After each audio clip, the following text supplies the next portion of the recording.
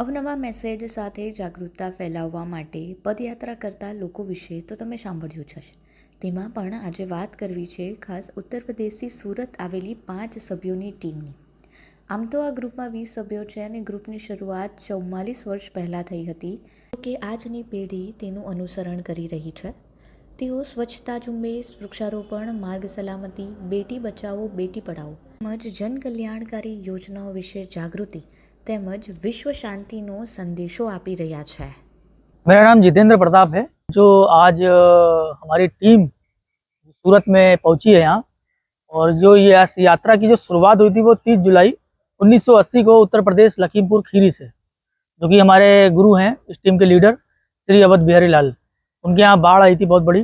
इस बाढ़ की चपेट में सर के ज़िले के लगभग 20 गांव डूब गए थे और हमारे गुरुजी अकेले बचे थे उस बाढ़ में। तो एक बरगद के पेड़ ने उनको बचाया था, उसकी शाखाओं को उन्होंने पकड़ लिया और 2 दिन तक उस पेड़ पर बैठे रहे। 20 સભ્યોની ટીમે 11 દેશમાં 4,48,000 કિલોમીટરની વિશ્વ પદયાત્રા પૂર્ણ કરી છે અને તેમાંથી 5 સભ્યોની ટીમ આજે સુરત આવી પહોંચી હતી. આ ટીમ 3 દિવસ માટે સુરત રોકાઈ હતી. ટીમના સભ્યોએ 3 દિવસ સુધી સુરતમાં રોકાઈને શાળામાં વિશ્વ શાંતિના ઉદ્દેશો અને પર્યાવરણની જાળવણીની ઝુંબેશમાં જાગૃતિ ફેલાવી હતી. આ ટીમે રાજ્યના 29 જિલ્લાઓમાં યાત્રા પૂર્ણ કરી છે અને સુરત 30મો જિલ્લો છે. ઉલ્લેખનીય છે કે આ યાત્રા 30 જુલાઈ 1980માં ઉત્તર પ્રદેશના લખીમપુર ખીરીથી અવધ બિહારીલાલ દ્વારા શરૂ કરાઈ હતી.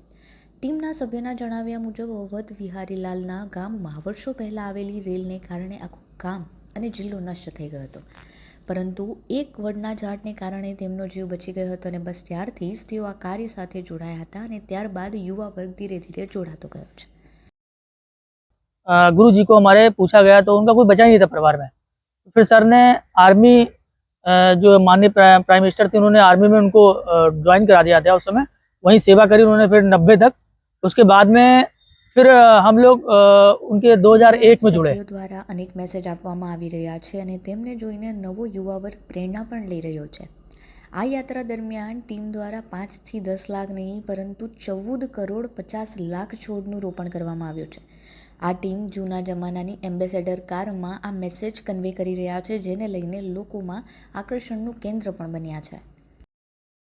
संदेश दूंगा पर्यावरण को बचाने के लिए के, और बेटी बचाओ बेटी पढ़ाओ, स्वच्छ भारत अभी चलाया, जैसे हमारा भी उद्देश्य अभी है स्वच्छ भारत अभियान, और बेटी बचाओ बेटी पढ़ाओ।